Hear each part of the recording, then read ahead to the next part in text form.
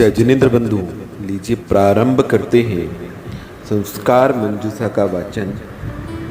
गुरु माँ विज्ञानमती माता जी की उत्कृष्ट पुस्तक संस्कार मंजूषा पूर्वार्ध का हम वाचन कर रहे हैं। Page number 138। आपसी व्यवहार अच्छा रखें। आप बच्चों के साथ ऐसा व्यवहार नहीं करें जिससे उनको ऐसा लगे कि पापा छोटे भैया को ज़्यादा चाहते हैं या मम्मी बड़े भैया को या दीदी को ज़्यादा प्यार करती है। बच्चों के गलती करने पर किसी का पक्ष न लें, चाहे कितना भी समझदार एवं योग्य बच्चा हो। सभी गुण होने पर भी यदि आपके पक्ष लेने पर उसमें अभिमान, उद्दंडता आदि कोई भी एक अवगुण प्रवेश कर गया तो उसका भविष्य काला हो जाएगा और दूसरे बच्चों के मन में आपके प्रति द्वेष परिणाम उत्पन्न होने लगेगा, जो आपको जीवन पर्यंत दुख देने वाला होगा। आप आए हुए मेहमानों, मित्रों तथा मामा मौसी आदि के सामने किसी एक बच्चे की प्रशंसा नहीं करें। एक ही बच्चे को मौसी, बुआ आदि के यहाँ नहीं ले जाएं और ना ही भेजें, क्योंकि ऐसा करने से बच्चों के मन में हीन भावनाएं उत्पन्न होती हैं। आप पति पत्नी बच्चे के सामने आपस में ऐसा व्यवहार नहीं करें जिससे बच्चे को लगे मम्मी पापा की आपस में नहीं बनती है, मम्मी पापा को उल्टा सीधा कुछ भी बोल देती है तो भी पापा कुछ नहीं कहते।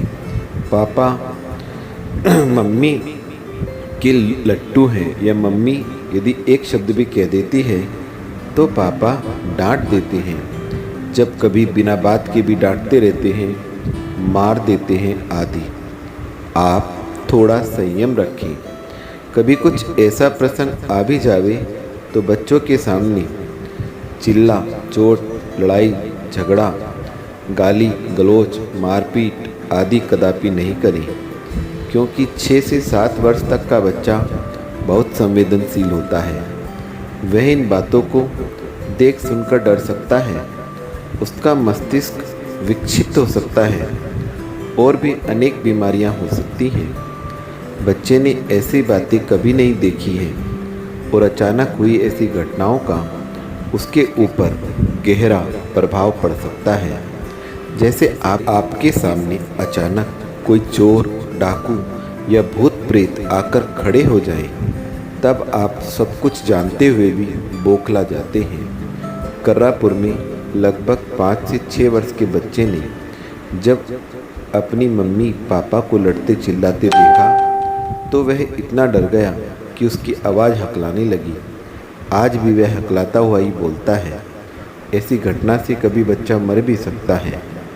आप अपनी लड़ाई को शयन कक्ष तक सीमित रखें ताकि आपकी इज्जत स्वाभिमान बना रहे। वास्तव में देखा जाए तो जिस स्त्री को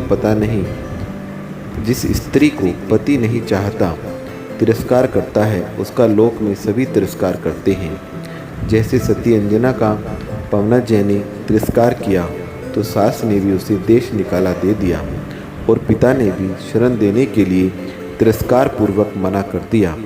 यहाँ तक कि पति के तिरस्कार करने से छोटे छोटे बच्चे तक तिरस्कार करने लगते हैं और इस प्रकार तिरस्कार करने की आदत पड़ जाने पर वह अनेक स्थानों पर तिरस्कार का पात्र बनता है। कोई ऐसे मूर्ख पति भी होते हैं जो अपने बच्चों से माँ का तिरस्कार अर्थात मारना, गाली देना, पलटवार जवाब देना आदि कराते हैं। कभी बच्चा मम्मी की शिकायत करता है तो कह देते हैं कुछ नहीं, मैं मम्मी को मारूंगा, डांटूंगा आदि आदि। इस प्रकार करने से बचपन से ही बच्चों में माँ के प्रति हीनता की भावना उत्पन्न होने लगती है। तो आप सोचिए वह वृद्धावस्था में माँ की सेवा कैसे कर पाएगा। कभी कभी पत्नी भी बच्चों के सामने पति की बात को कोई महत्व नहीं देती, डांट देती है, चिड़चिड़ा देती है, सम्मान नहीं करती है, तो बच्चे भी पिताजी को कुछ भी महत्व नहीं देते हैं, उनको जवाब देते हैं, छोटी छोटी बातों पर झल्लाकर सामने आते हैं, किसी भी काम में पिताजी की सलाह नहीं लेते। आप सोचें भविष्य में पिता की सेवा कैसे करेगा? नहीं कर सकता। ये बातें कभी कभी मजाक रूप में भी हो जाती हैं, लेकिन बच्चों में वे संस्कार के बीज के रूप में विकसित होने लगती हैं। आप बच्चों के सामने पति से, सास, ननद, देवर आदि की बुराई नहीं करें, क्योंकि आपकी ये सब बातें बच्चे बड़े ध्यान से सुनते हैं और याद भी रखते हैं। बच्चे इस बात को भी जानते हैं कि मम्मी पापा में लड़ाई क्यों होती है। एक दिन सागर से लगभग 5-6 वर्ष का लड़का आया। मैंने उससे कुछ जानकारी के लिए पूछा, क्यों, तुम्हारी मम्मी पापा आपस में लड़ते भी हैं? उसने कहा, हाँ लड़ते हैं, कभी कभी पापा मम्मी को मार भी देते हैं। मैंने पूछा, क्यों मार देते हैं? उसने कहा, मम्मी पापा के सामने चाचा और दादी की बुराई करती है, उनके लिए कुछ कुछ कहती है, पापा उसको डांटते हैं और फिर भी बुराई करती ही रहती है, तो फिर पापा मार देते हैं। मुझे सुनकर आश्चर्य हुआ। मुझे लगा, देखो, इतना छोटा सा बच्चा भी इतनी सारी बातें समझता है और याद भी रखता है। आप इस बात का पूरा विश्वास रखें कि जैसा व्यवहार आप सास ननद के साथ करेंगी, वैसा ही व्यवहार आपका बच्चा आपके साथ, आपकी लड़की के साथ करेगा, क्योंकि बच्चा आपकी क्रियाओं को अच्छी तरह समझता है। आज के संस्कार इतने ही। गुरुमा के चरणों में वंदामि गुरुमा, वंदामि गुरुमा, वंदामि गुरुमा।